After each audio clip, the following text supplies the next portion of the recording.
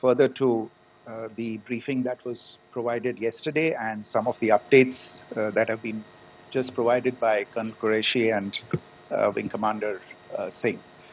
I thought that we would just put some of the aspects related to the events that started on 22nd April with the barbaric terror attack in Pahalgam into further context, because there is a certain amount of commentary that has happened with regard to the events since then. And more than the commentary, there has been a lot of disinformation that has been directed at us from across the border. So a few things that I would like you to keep in mind. First of all, there is mention on all sides of escalation. I think the first point that you have to keep in mind is the attack of 22nd April in Pahalgam is the original escalation. ये जो सिलसिला है जो हम देख रहे हैं आज की घटनाओं को लेके, ये 22 अप्रैल के पहलगाम के हमले से शुरू हुआ है. एस्केलेशन वहां पे हुआ है और उस एस्केलेशन का जवाब भारतीय सेना ने, भारतीय फौज ने कल अपने एक्शन से दिया है. Secondly,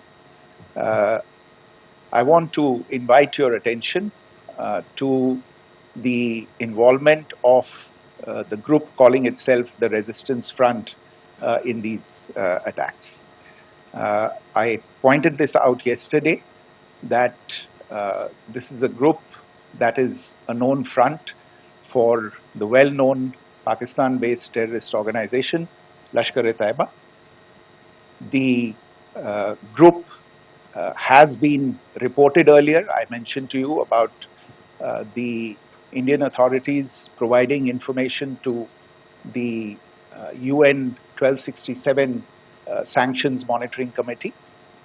And in fact, we are going to be meeting with the team again very soon, and we will be providing an update to the information that we have provided earlier.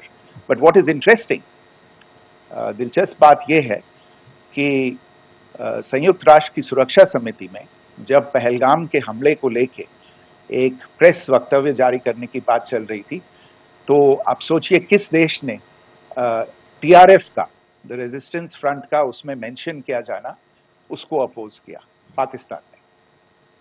This was after the fact that the TRF claimed responsibility for this attack not once but twice, within a few hours after the incident on the 22nd of April, and then again on the morning of 23rd April. And it is perhaps only after the full gravity of the incident was realized by its masters and handlers across the border that it was managed to back off from this claim. Obviously, that retraction doesn't convince anybody. तीसरी चीज जो मैं आपसे कहना चाह रहा था, और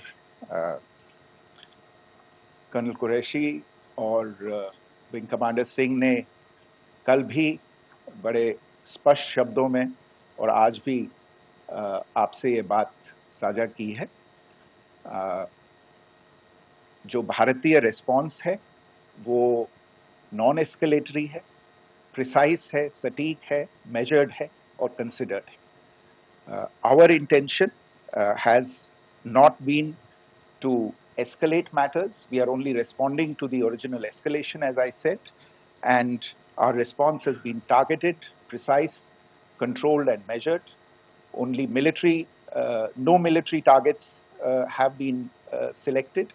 Only terrorist infrastructure in Pakistan has been hit. Now, there are, as I said, a number of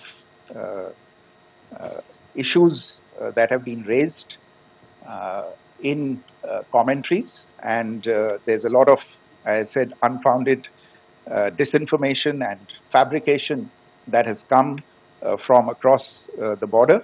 And I would just like to use this opportunity to set the record straight on some of these issues.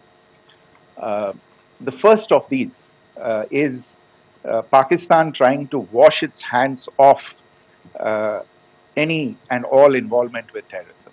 I think the Pakistani information minister said there are no terrorists in Pakistan.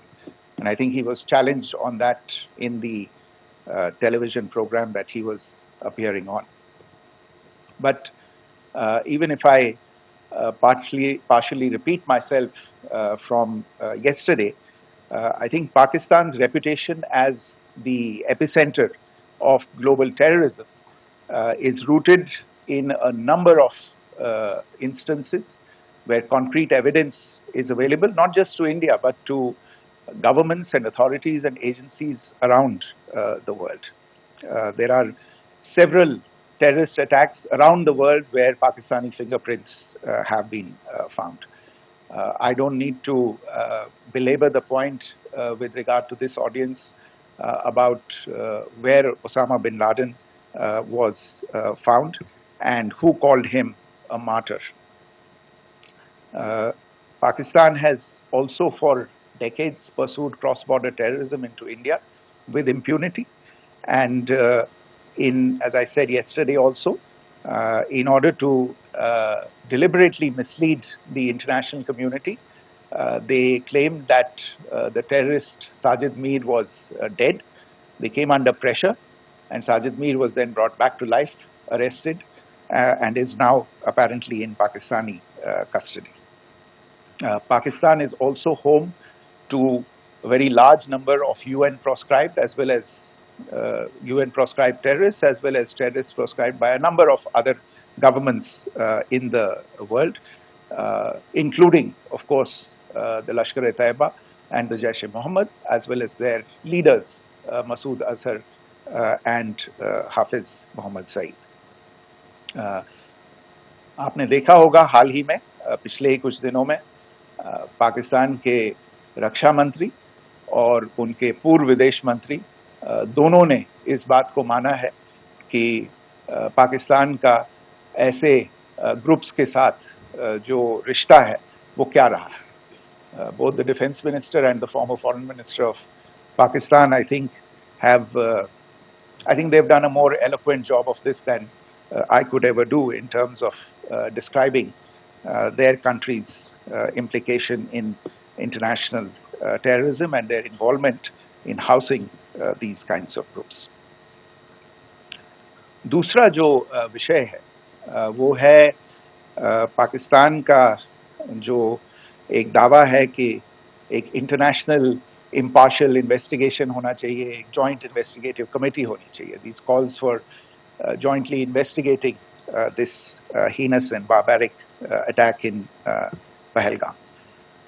Again, I think you know the history well on this. You know the track record well, and it is not a bright track record insofar as Pakistan is concerned. In fact, in the pursuit of justice for the victims of multiple terrorist attacks, whether it be Mumbai in 2008, in Pathankot in 2016, or many others,